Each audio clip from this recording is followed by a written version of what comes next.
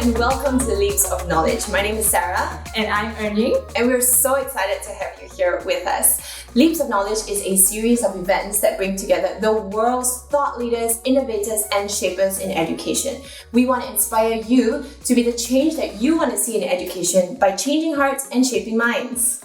This year, Leaps of Knowledge is a 5-part series following our values, here to make a difference, enjoy what you do and who you do it with, and act with integrity, reach for perfection, and think ahead and out of the box. That's right. So we released our very first episode earlier this March called Here to Make a Difference. But today, we are going to release our second episode, Enjoy What You Do, and who you do it with. That's right. What we're doing now. We're going to learn how to make learning fun and meaningful. So a big hello to teachers, parents, and students from all across Malaysia and from the different parts of the world. Shall we do a call out? Okay, so I'm going to name your country, and if that's you, just say hi in the chat box below. Put a little flag emoticon to represent where you're from. Now I think we've got people from Singapore, Australia, Indonesia, the UK, Libya, Jordan.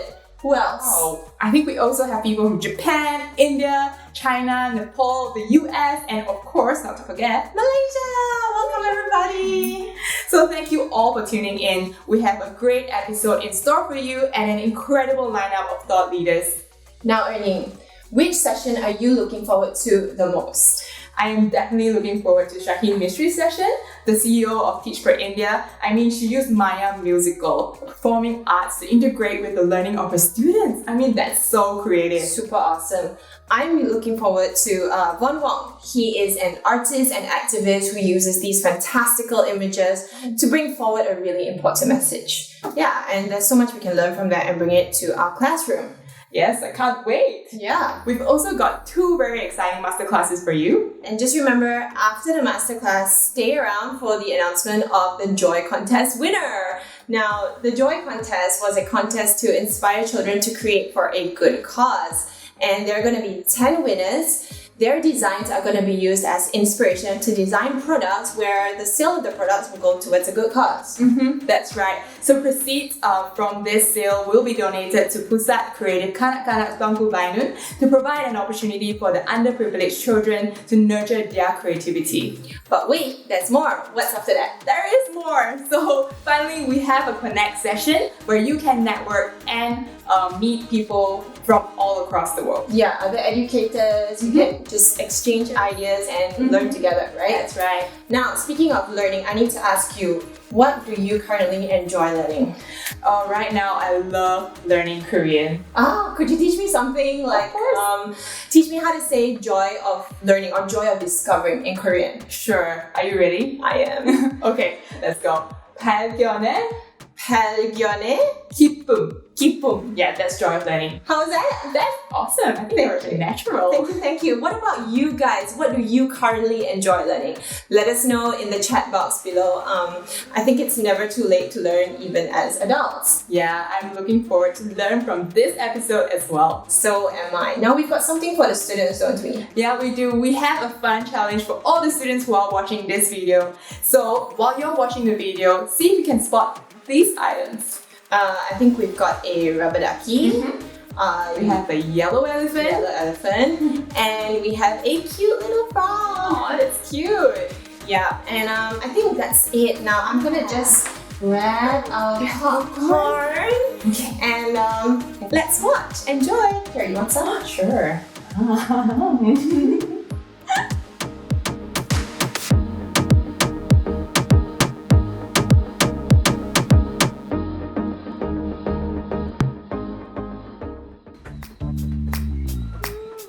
We're all natural learners when we enjoy what we're doing, especially when we're doing it with others. My hobby is like listening to music and also watching Korean drama. I like to play with Legos because I get to build what I love, helicopter. Best thing about netball, I have a student that does YouTube videos. I do a lot of reading. I think I've almost finished my whole bookshelf. After my PT change, I want to go more on programming. I like to learn with my friends. even people who enjoy being on their own, they need to have relationships with others. We all need to have relationships with others, and this is backed by research. Our survival, in fact, depends on it. We are wired to live and learn together. This ability to take joy in something is such a powerful force. Have we asked ourselves, how can we make full use of joy as a motivating tool across everything we do? How can we start designing education so that it is truly enjoyable for everyone involved? The learning happens even when we play.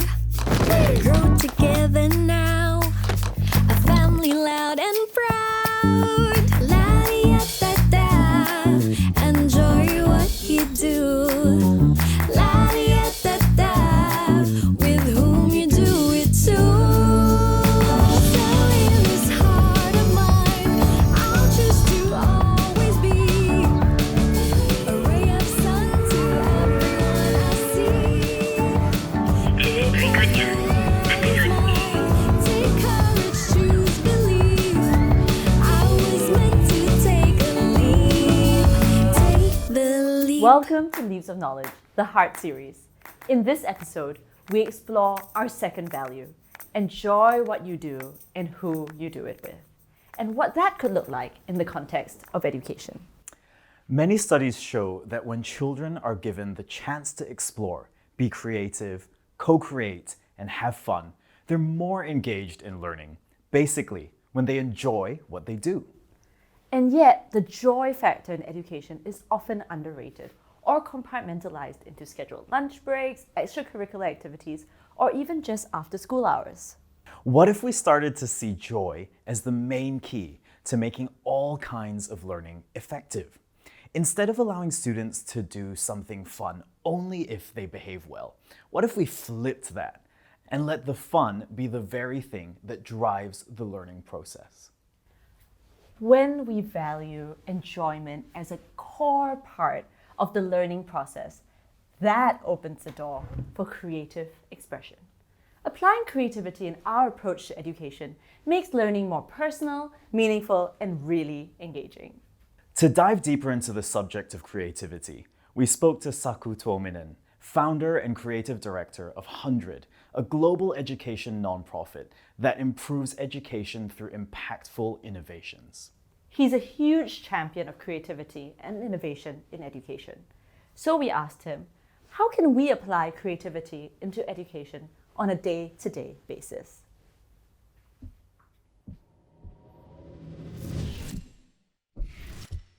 For me, the creativity is the act of trying to improve the status quo. Meaning is that you can find a new way to run meetings, teach kids, create learning environments, fight bullying, improve school food, and so on. And then you can be using creativity in all of that.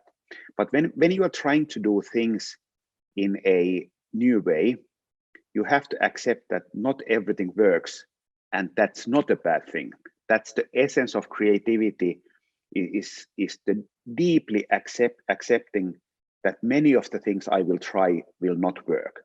So if we are trying to add creativity to the curriculum, for example, and at the same time we want to have the certainty that this way of teaching creativity will work, I think that we are missing the point completely. So for me, when we are trying to teach creativity, I think that we should be teaching growth mindset. We should be teaching agencies that I personally can make a change happen in the world. And I think that one of the key things is that how do we help kids cope with things that did not work? Every creative act is consisting of two parts. One is thinking skills, seeing something that others don't, meaning is that there might be a better way to do this one. But then the act of creativity also includes the element of doing. So it's not only, quite often people think that it's thinking, and then doing, like 1% inspiration and 99% perspiration. And that's not how I see creativity. I see it as a cyclic process, meaning is that you think, you test, you modify, you test, and so on. So it's a balance of thinking and doing all the time.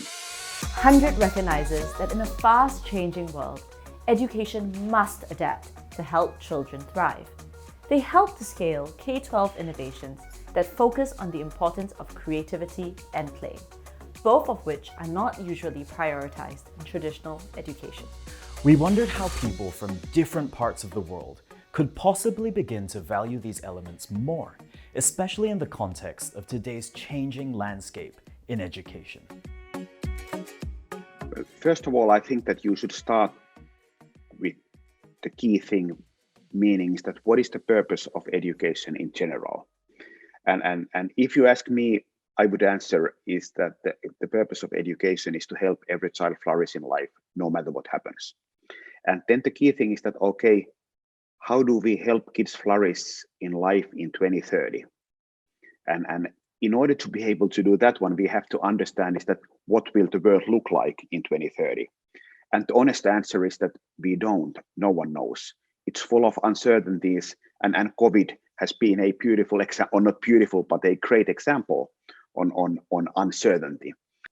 I think that we should be deeply understanding that what has been beautiful about this, what has been great, and take the good parts and combine them with something existing and so on, instead of thinking is that I'm counting the days when I can go back to normal. I think that would be a disaster if that will happen, for example, in education. For me, this is increasing the value of thinking skills, meaning you have to be able to, you have to have grit, you have to have perseverance, you have to have creativity, you have to be able to be curious, you have to be able to question.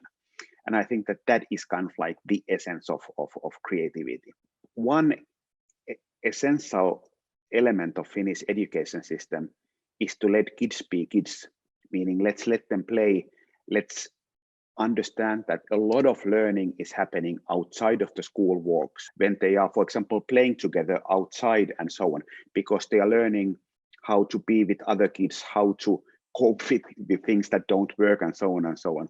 So I'd say that the essential things of Finnish education system is high quality teachers, a lot of trust, and trusting kids as well, and having long breaks and letting kids play.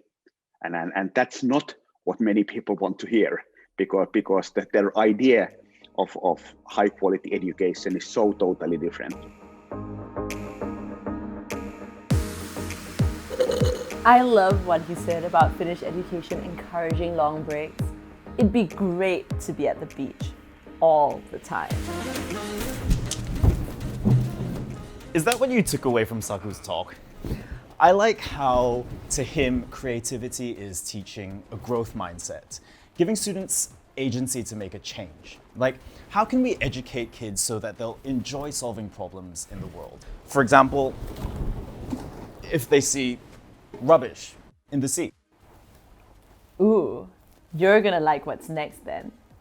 If we want to be more creative and make learning more enjoyable, education can draw inspiration from different industries. That's what we're going to be exploring today with artist and photographer Von Wong. Hello, my name is Benjamin Von Wong, and I am an artist. The way I like to describe my work is photos that people think are photoshopped. So what does that look like? Well, it looks something like this. So you look at the photograph, you're not entirely sure what you're looking at. And ideally what comes to mind is it real? Is it fake? And I like to ignite a sense of curiosity in the work that I do because it gets people to ask questions. And when people have a question, that means an opportunity to start a conversation.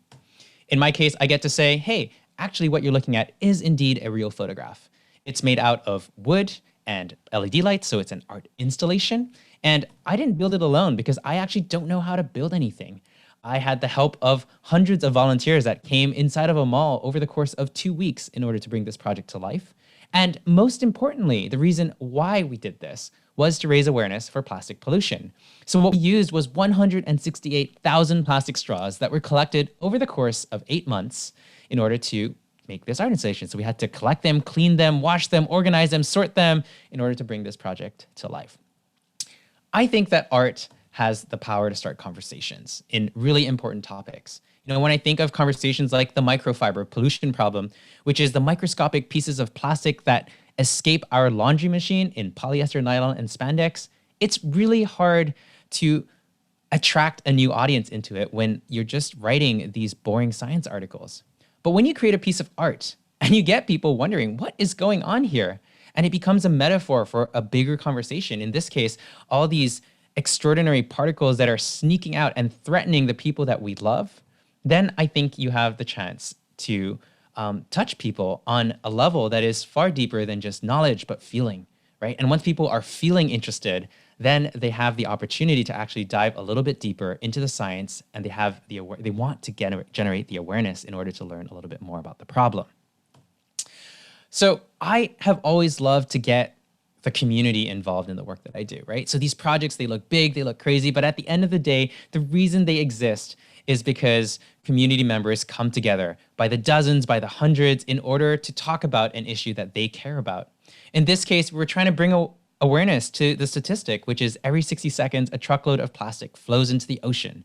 You might have heard the statistic before, but what does it look like? What does it feel like? What happens when all of these bottles are flowing into the ocean every 60 seconds? How do you understand it? And that's really where I think the art comes into play.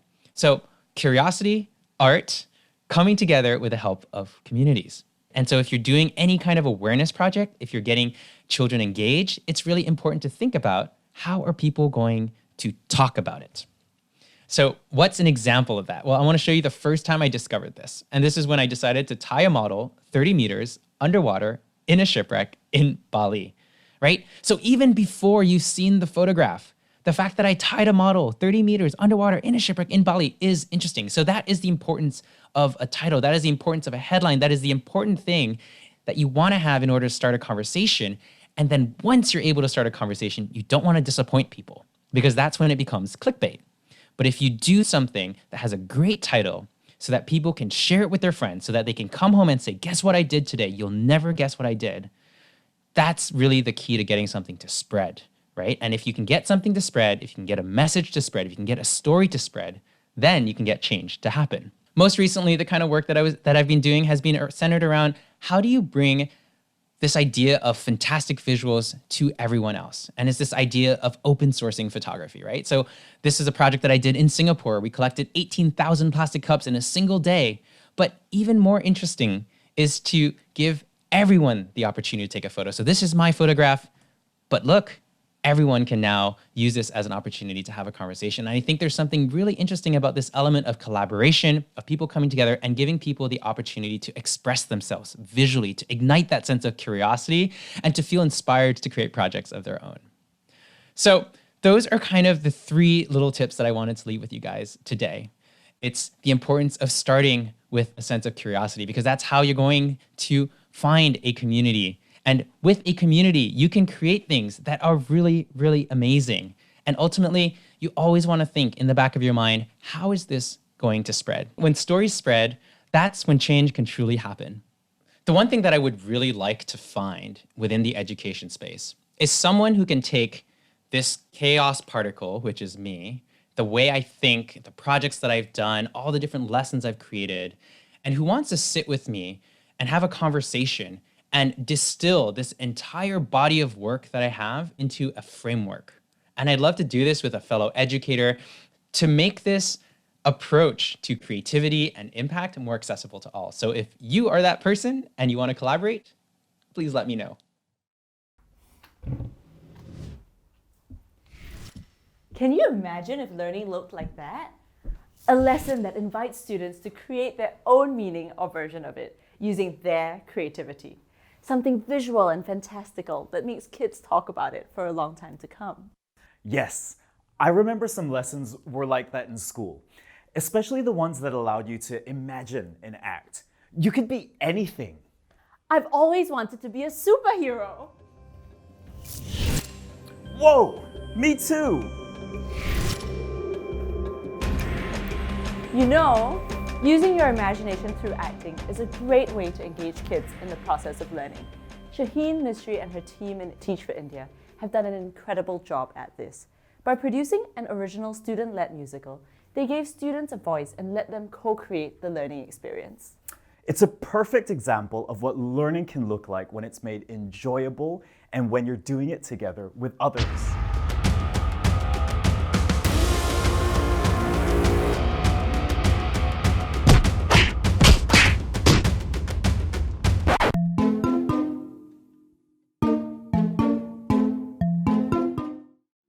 Maya was trapped in her palace, locked in those four walls, and so was I. I had to sit in my house, locked the whole day, teaching and talking to myself. So just like Maya's journey, even I had to struggle to find my voice. I knew that I had the light that wanted to shine. I knew that I had a voice that wanted to come out. I've increased my self-awareness about my strengths and weaknesses. What's another term we use for weaknesses? Areas of development. Now I'm really confident. I'm not scared of the cockroach and I stand for what I believe.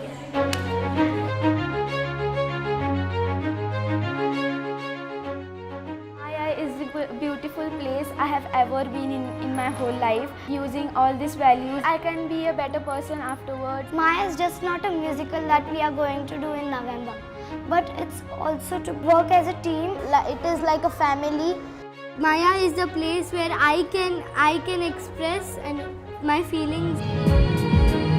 I will try to not make her feel like she is alone. Maya gives me the power to live my life. Maya is an inspiration that helps me to help others. And Maya is a song that encourages me to sing at my own voice.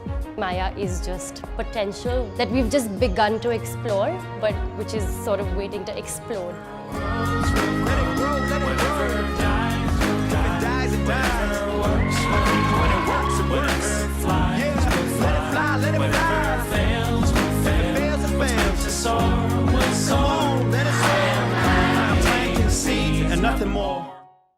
So it was a big experiment. I think I've always been a huge believer in the intersection of the arts,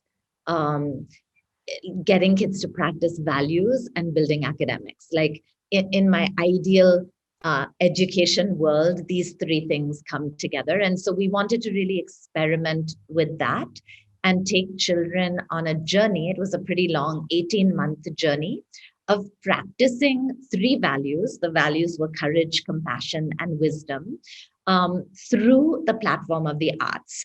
So while the musical was sort of the end goal for the children at the end of the journey, what really we were trying to understand is what does that journey need to look like to fully unleash a child's potential?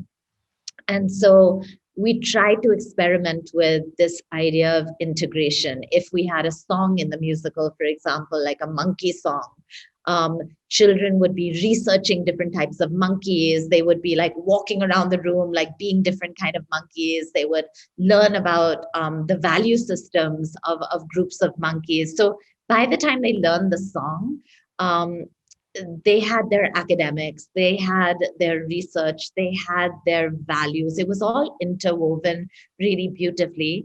And for the children, it just felt like a lot of fun with a very high bar, because we told them at the beginning, we said, we're going to evaluate our success before the curtains open for the musical, because the journey is going to matter so much.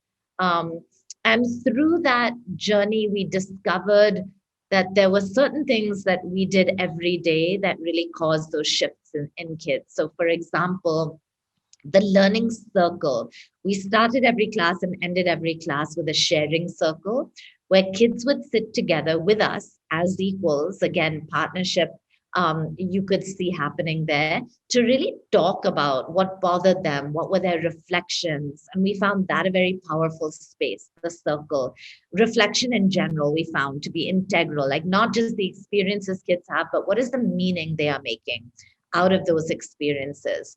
Setting a high bar, we felt, was what really shifted kids, right? In every way.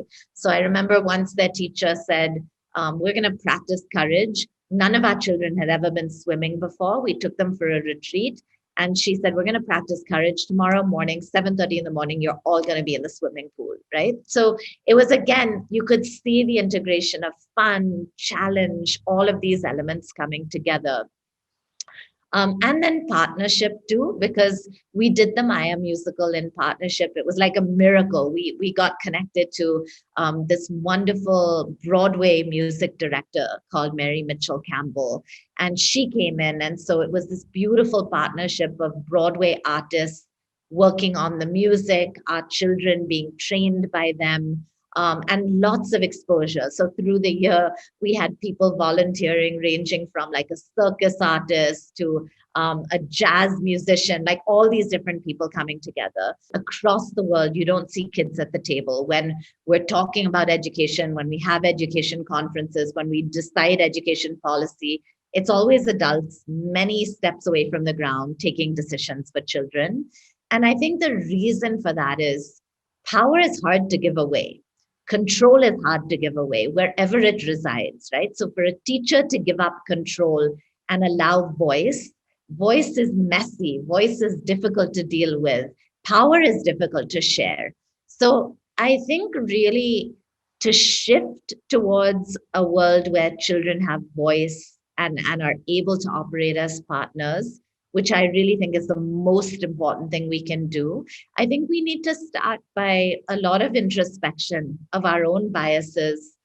Even as someone who champions this idea so much, it's been so hard for me. Like you always feel like, no, but I should jump in. I'm the adult. I know better.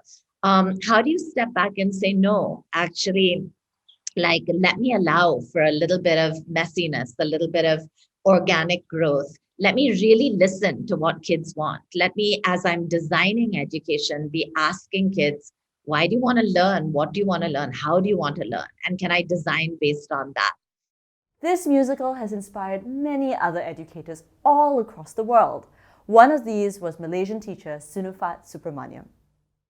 So after hearing about Teach for India Maya musical, I'm absolutely blown away and its potential to let the students discover beyond joy, but also absolute confidence, absolute life skills, communication skills, critical thinking skills. So I fly all the way to learn from Teach for India, extremely inspired. So I come back to Malaysia and thinking how I can change, how can I adopt, how can I implement Malaysian schools context. So we use the script and then we work with students from 5 different schools. We work with students, about 40 students from 5 different schools to adapt the script again, to analyze and come up with different module. So we talk throughout the module, we talk about what is wisdom, what are some of the challenges that the main character is going through in order to find her light in saving the kingdom of light from being destroyed by the kingdom of darkness.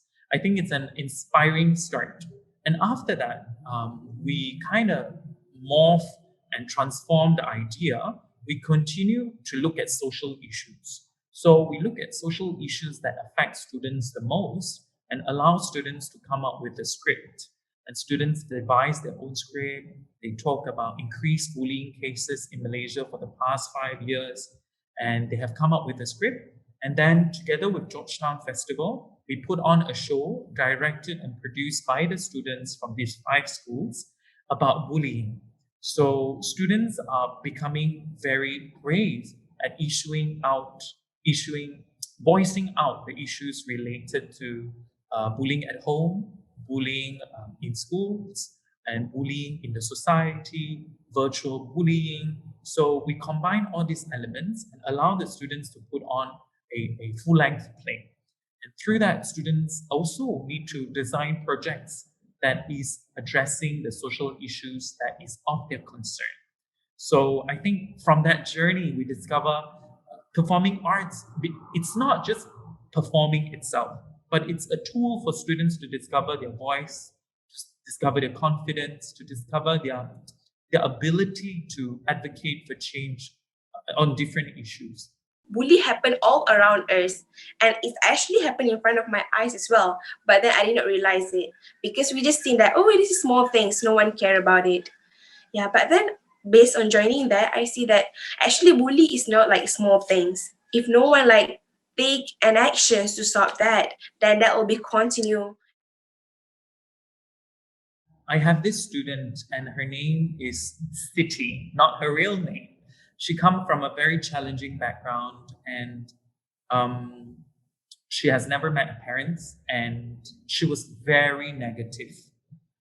And she kind of gossip about things all the time and just have this really negative perception about what life can be and relationships and people around her.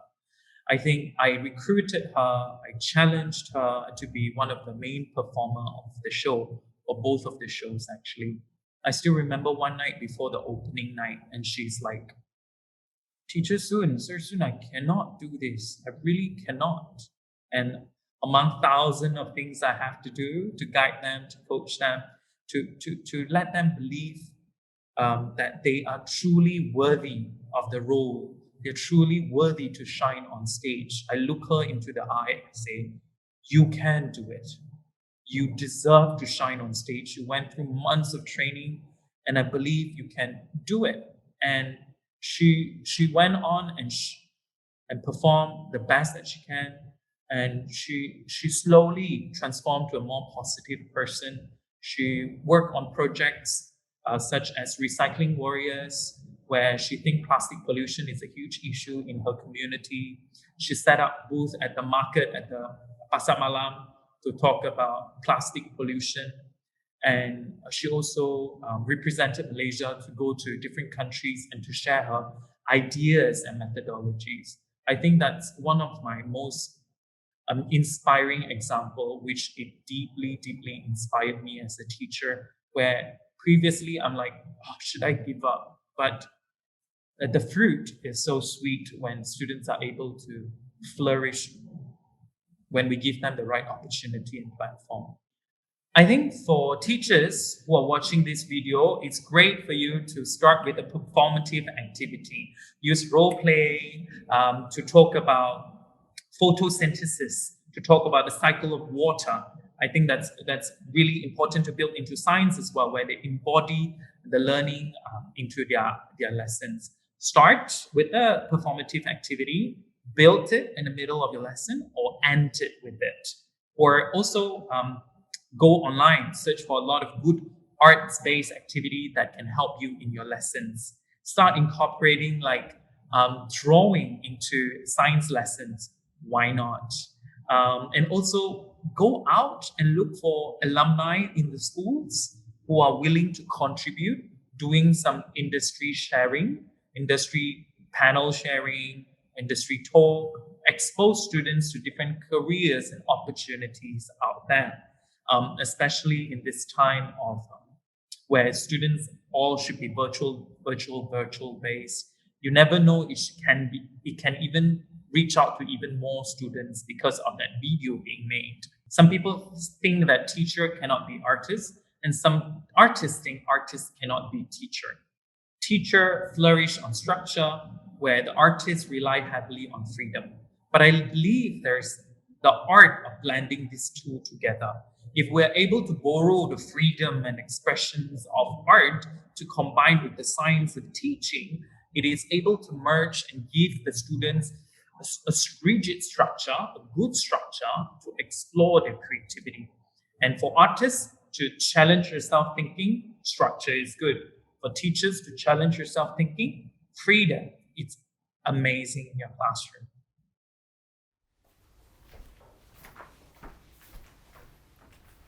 We talked about engaging students through collaboration, creativity, dance, and performing arts. But a big part of enjoying what we do and who we do it with is also through play. Play, like playing football with friends? Whoa.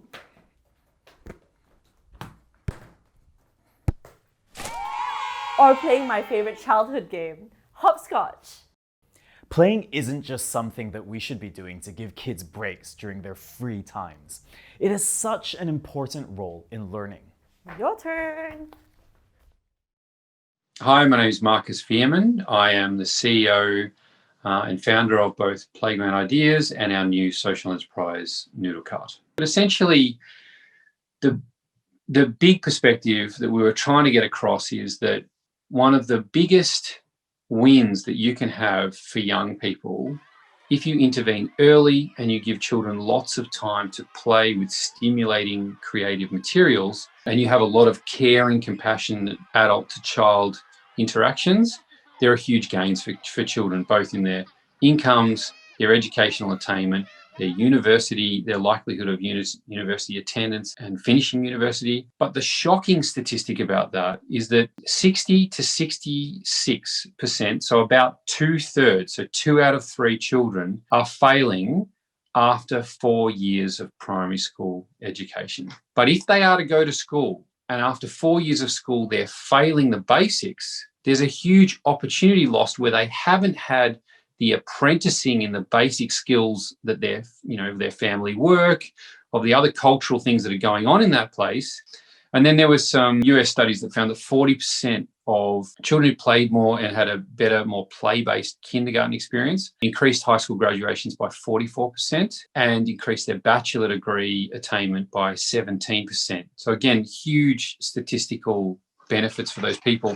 And what's amazing is, this is what I think is amazing about the accreting knowledge base or brain complexity or whatever else is going on there that I don't think we fully understand, is that as your brain is getting more and more complex in your early years, when you're very young, your brain has the ability to grow billions of neurons much, much faster than any other time in your life. So you've got this incredible window of time, this opportunity where you can pack in brain complexity and learning and other things just incredibly quickly, and to create connections throughout the brain, which play does very well in these early years, in a way that you cannot do later in life. And those interventions early in life, without intervening in the middle years of school, it seems that you get these incredible impacts in adulthood and later life without doing anything in the middle.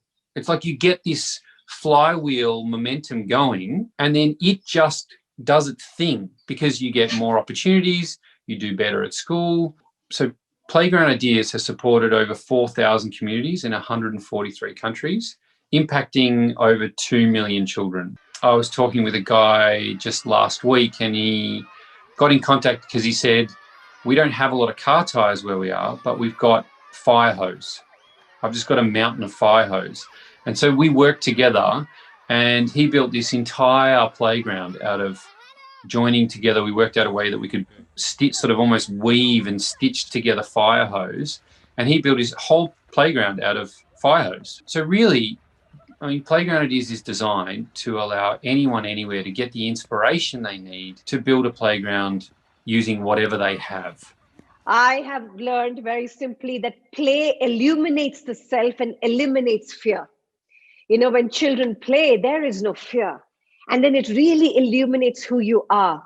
Well, enjoyable has to do with, education being fun, being a personal good experience, but probably also to make great meaning for the student and for others. I think where students feel that, they can become really good at something, where students feel that what they do will serve a social purpose, probably they will enjoy what they will be doing. And I think that's very important, to create something that is meaningful to students. Kids don't reject work because it's too hard. Many times they don't want to do it because it's too easy or too meaningless, right? And so the question is, how can we help kids try that,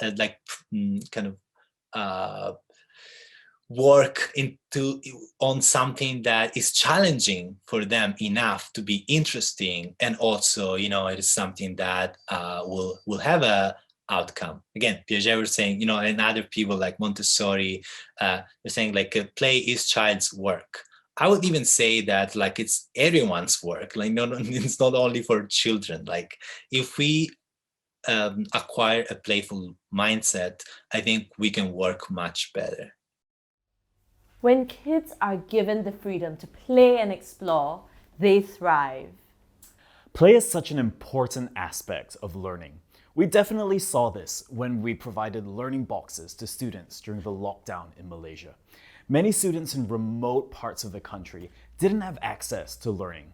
We knew that we needed to send them materials that would be fun and engaging enough for them to want to learn independently. So we filled these boxes with fun art and science activities that encourage students to interact with their local environments. For example, students got to make spy cameras, which were cardboard periscopes, to understand how light works. This brings a new level of engagement to learning remotely. This learning box has brought joy to our pupils, and that is an essential element to ensure lifelong learning. They are genuinely excited to explore this learning box, and this applied to all of our pupils regardless of their proficiency and ability. I agree that play is so powerful to engage kids to learn. At Frog Asia, we've seen that it can really bring lessons to life. Good job! Here, catch! Through our gamified revision engine, Frog Play, students get to play mini-games while answering revision questions and collecting points. These points then can be used for their personalized avatars or to unlock more games. To make learning more fun, every year we run the Frog World Championships, where schools in both rural and urban areas can learn, play, and compete globally. The impact has been astounding.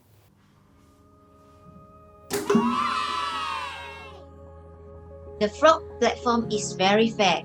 The more you do, you will earn more and you can play more. Play is something every child can do. It comes naturally for them, so it engages all kinds of learners from all backgrounds. Even those who usually don't like school will participate in these kinds of lessons. Even though our small school is in a rubber estate in a very rural area, but we managed to win the Frog World Championship because my students were motivated to learn. Now my students are more confident learners, and their results have also improved tremendously. They can now compete with the rest of the world in the US, UK, Middle East, Australia, anywhere in the world. So through the whole process of gamification, I'm able to do kind of more unique and different things each day with each class. And the way that the class goes is kind of the way that the students interpret it. And then, you might have completely different approaches to different problems, which keep things exciting for me. And then in turn, I get more excited, I get more animated, and I enjoy more what I'm doing. And then that becomes infectious to the kids. I do agree. Children shouldn't be forced to think like us. Let them go at their own pace. Let them play while learning, and let them experience it by doing it. That's the element of play that I promote with my children, by doing things together with them. And sometimes I let them lead. Instead of forcing them to do the things my way, they always surprise me. Play is indeed a child's work. It's their way of making sense of the world. Wonderful things can happen when we take time to find out what motivates them, because that's often the key to learning naturally. After this year, I'm going to choose my stream. Then I want to go more on programming, because now I'm learning Python and others lah. And then I hope to open my own app, which can be very popular, but not games lah, but useful apps. I like to learn with my friends because I can teach them also, and also they can teach me. My hobby is listening to music and also watching Korean drama. But at the same time, I'm also learning a new things, I'm learning a new language because it is a Korean drama. And also I also listen to English music. So I think it's improving my English, and I also learn a lot of new words. But when I'm doing something new, it'll be really nice to do it with people, because it will definitely be fun, We've seen how impactful it is when creativity and play is encouraged in the learning experience all over the world. And that means trusting the learning process and the people involved, as Sanku Tuomanen mentioned, giving students the freedom to do what they do best: play, create, and innovate. Building lessons that encourage students to explore new things on their own makes learning personal and meaningful, just like Von Wong's creative work. Especially when it's a lesson that brings people together. Whether it's co-creating learning experiences with their teacher or their peers, or just collaborating to do something that matters to them, be it through the performing arts like Shaheen and Sunufat did, or anything else. What would that look like in your context? The best time to implement play with children is early, as seen in the research by Playground Ideas. How can we make full use of this precious window of time to create connections throughout their minds, to lay good foundations so their social and emotional skills can grow and adapt with joy to whatever life brings in the future? To grow and adapt with joy. I like that. At the end of the day, the key is to always enjoy what you do and who you do it with. So wherever you go, remember to bring your happy song. Wait, did you hear that? No. While you go explore. We go explore, as free as ever. The world's our playground, we'll have some fun. Get up when you fall, and we'll discover more.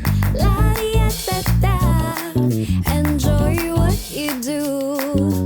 La-di-ya-da-da, with whom you do it too.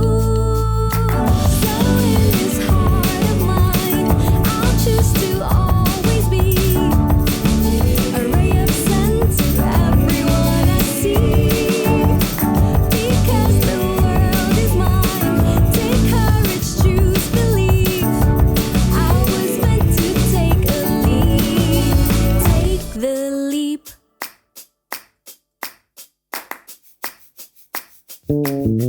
Take a stroll in your imagination. There's no end to what could be created. The learning happens even when we play.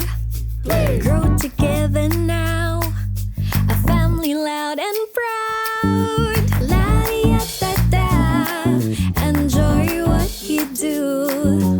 La-di-ya-da-da, with whom you do it too. So in this heart of mine, I'll choose to always be a ray of sun to everyone I see. Because the world is mine, take courage, choose believe. I was meant to take a leap. Take the leap. There is so much around us to celebrate. There are heights to reach if we collaborate. There is so much around us to celebrate. There are treasures in us to appreciate. There is so much around us to celebrate. There are heights to reach if we collaborate. There is so much around us to celebrate. There are treasures in us to appreciate. 1, 2, 1, 2, 3, 4. So in this heart of mine, I'll choose to always be a ray of sun.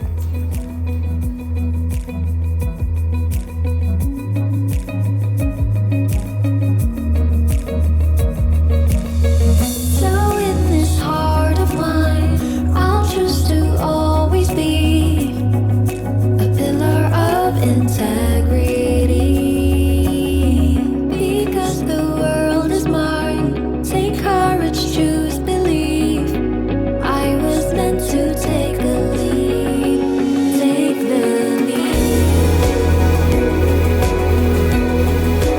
Take the leap. Take the leap. Take the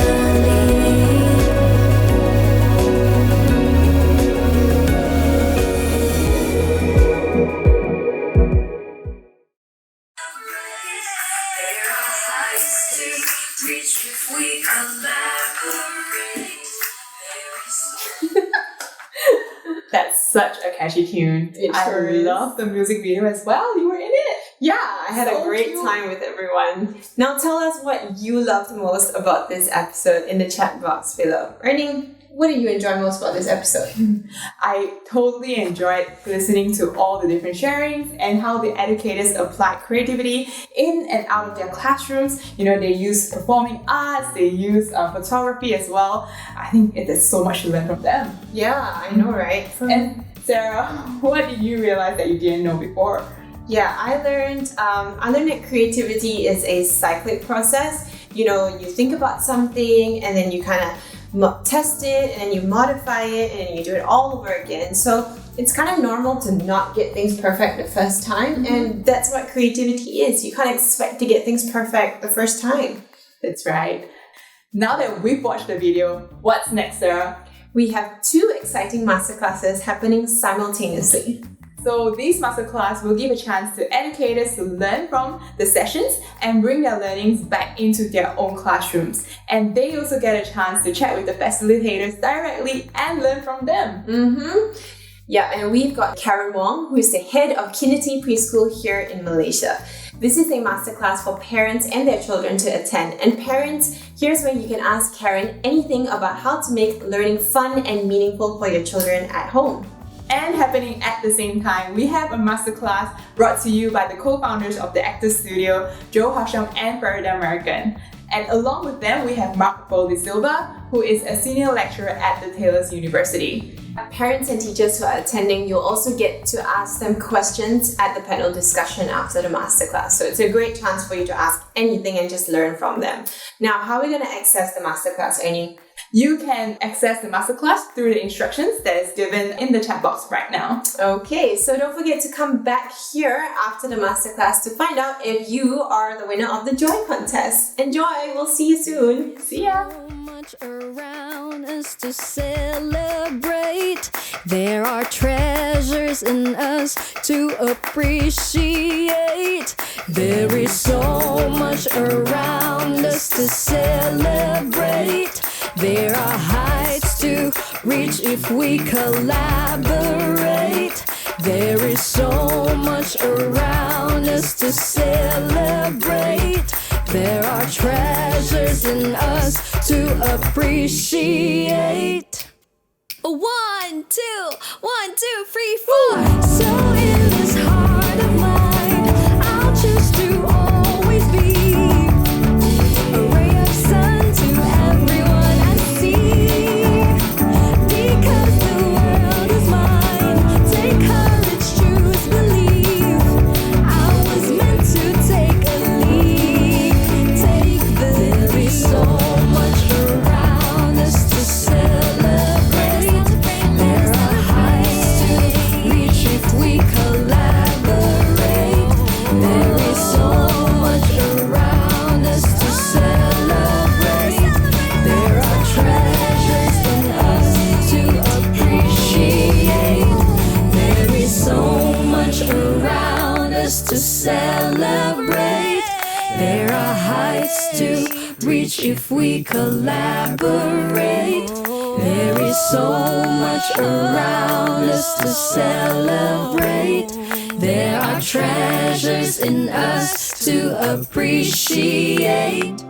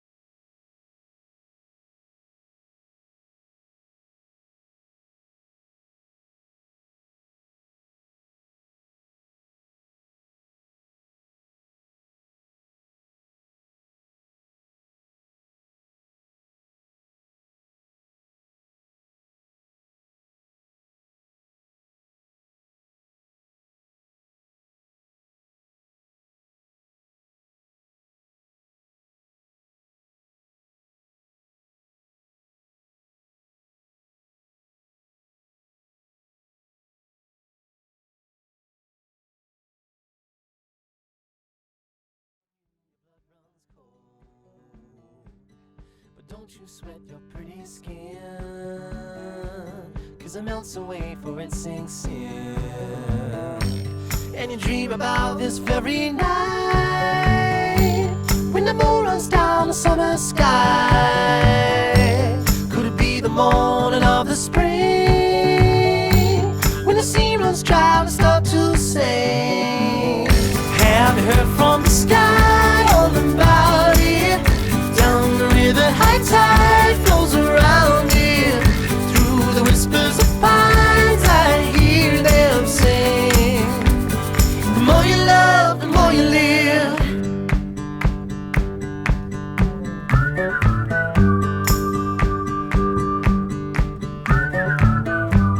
Do you ever feel like going back when nothing seemed to be a drag? You ran until your legs gave way, then you cried and got back up again. And it's real to think that I could fly across a broken bridge in the fading light. Never thought ahead of my 2 feet, never had a care in the world you see. Have you heard from the sky all about it? Down the river, high tide flows around it. Through the whispers of pines, I hear them sing. The more you love, the more you live.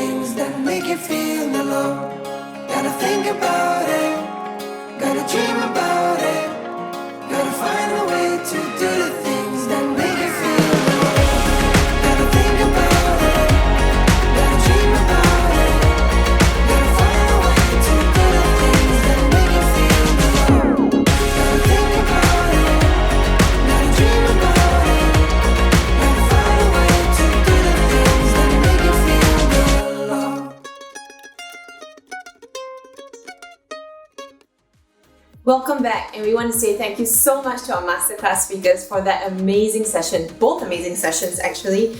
We hope you enjoyed yourself, and we would like to hear from you. That's right.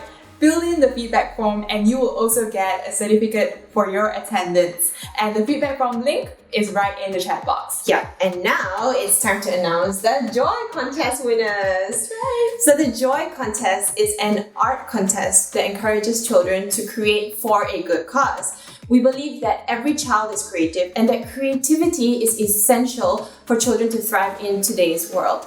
So we just challenge kids to create a joyful face using any kind of materials. And we got quite a few entries, didn't we? We did. We received hundreds of entries, and the top 10 winning creations will actually be used as an inspiration to design our limited edition products by Frog Asia and also our partners Ziply and Mangosteen.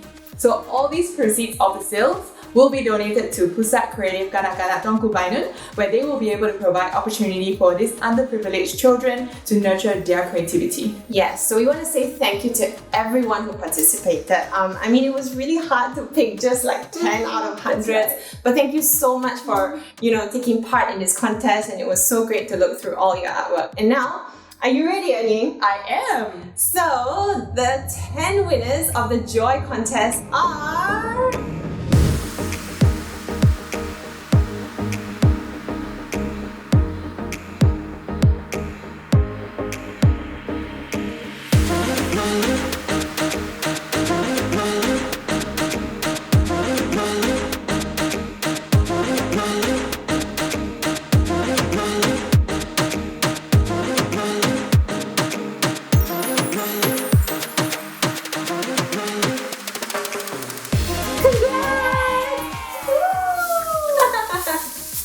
We'll be in touch with you with your prizes. Now, we're going to give you the first look at the products by Frog Asia, Mangosteen and Ziply, inspired by your winning artwork.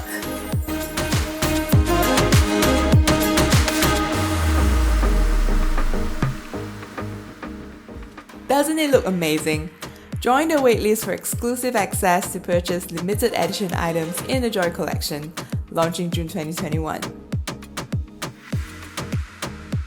Now, what's next, Annie? Next up is our Connect session, where you get to meet and network with people from across the world. And how do people get there? Very easy. All you have to do is click on the link in the chat box right now, or you can scroll down on this page to press a button called Connect. So once you click on the link, you'll be brought to this platform called Gather Round.